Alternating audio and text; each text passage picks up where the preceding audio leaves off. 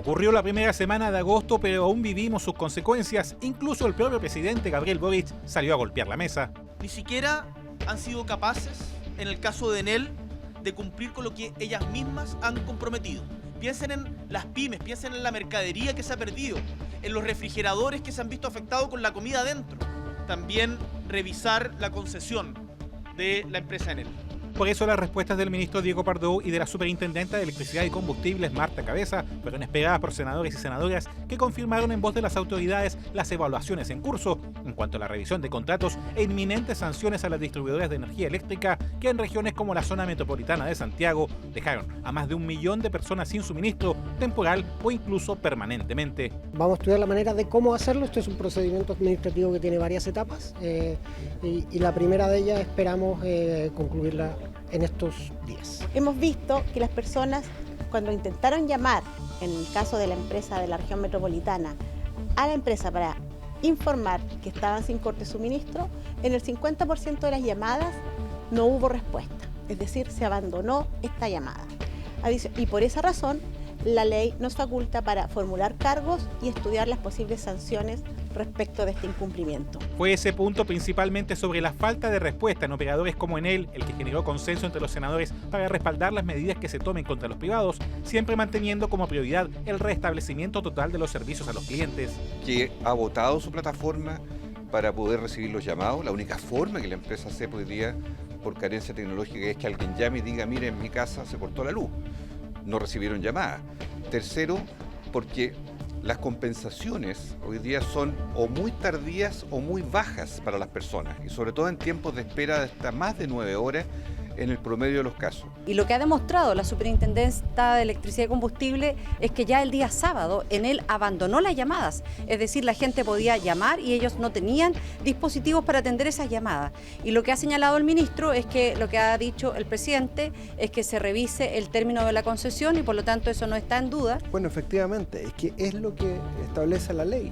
La ley se pone en el caso que las empresas de distribución eléctrica sean negligentes en la prestación del servicio.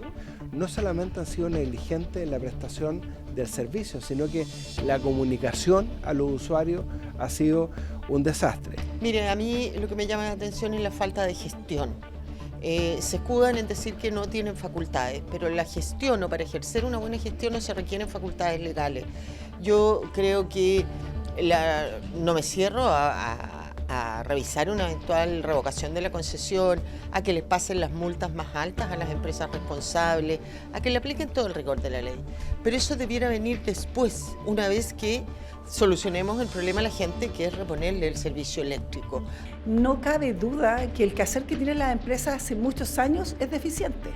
Hemos denunciado esto, tenemos claro que cuando uno mira la historia de las multas, tenemos multas de miles de millones de pesos que han sido cursadas a las empresas. Los senadores, además de la falta de protocolos, cuestionaron la poca previsión para anticiparse a esta emergencia y reaccionar ante la ocurrencia de las fallas. Sus reflexiones: si la SEC cuenta con las capacidades y potestades suficientes, e incluso se recordó un anuncio desde el gobierno para potenciarla, algo que aún no se ha concretado. Tenemos una realidad, que es una superintendencia carente de muelas y dientes, porque desgraciadamente no tiene facultades suficientes para obligar a las empresas. Entonces esto pareció una rogativa, pidiéndole compromisos que no cumplieron, con un Estado que en vez de estar por arriba de una empresa está subordinado. El presidente Boric del año 23, que decía que en el del 22, que decía que en el primer trimestre del año 2023 iba a ingresar al Congreso un proyecto de ley con la nueva planta y fortalecimiento y estructura del SEC. Estamos en el segundo semestre del año 24 y eso no ha pasado. Hoy día no se puede comprender que a tantos días todavía no tengamos activo un protocolo que permita no solo supervigilar a las empresas de manera correcta, y es donde ahí me queda un sesgo amargo respecto al quehacer que hemos sido testigos. Tienen que ejecutar no solo el Ministerio de Energía, sino que también, en este caso, SEC, como la Superintendencia de Electricidad y Combustible. ¿Cómo mejorar entonces estos protocolos? ¿Cuenta la SEC con las capacidades para supervigilar un área tan estratégica y esencial como el suministro eléctrico? Responden las autoridades. La SEC cuenta con funcionarios que han estado atendiendo la emergencia previo a la ocurrencia de los eventos climatológicos. Esto es, estamos desplegados con nuestros 360 funcionarios a lo largo del país. Las atribuciones que nos ha entregado la ley están siendo revisadas. Nosotros hacemos una revisión en terreno, pero también de los sistemas de las empresas respecto de la información que deben proporcionar. Por lo tanto, creemos que hemos estado haciéndonos cargo de lo que la ley nos impone. Nosotros no centramos nuestra fiscalización únicamente en un fiscalizador en terreno, sino también en información que deben proporcionar las empresas en los sistemas que están dedicados para ello. Esta es una emergencia que no ha terminado. Yo quiero insistir en que quedan más de 80.000 clientes en la región metropolitana que van para su 7º día sin energía eléctrica. Ese es el foco hoy día.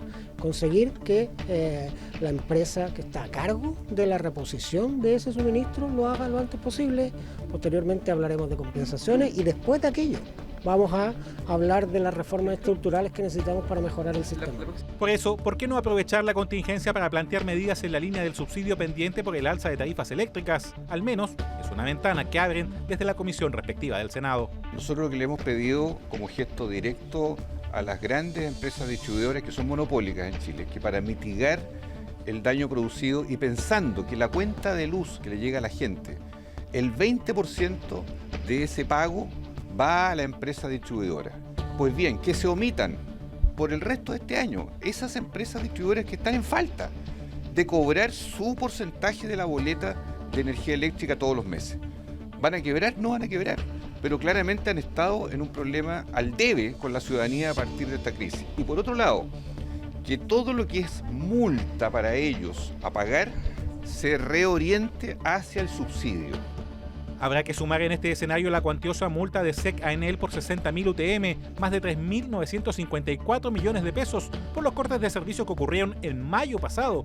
Un precedente más en esta crisis donde muchos también apuntan a la responsabilidad de los municipios. Más acerca de esta y otras informaciones en nuestra programación, senado.cl y el canal oficial en YouTube de Senado Chile.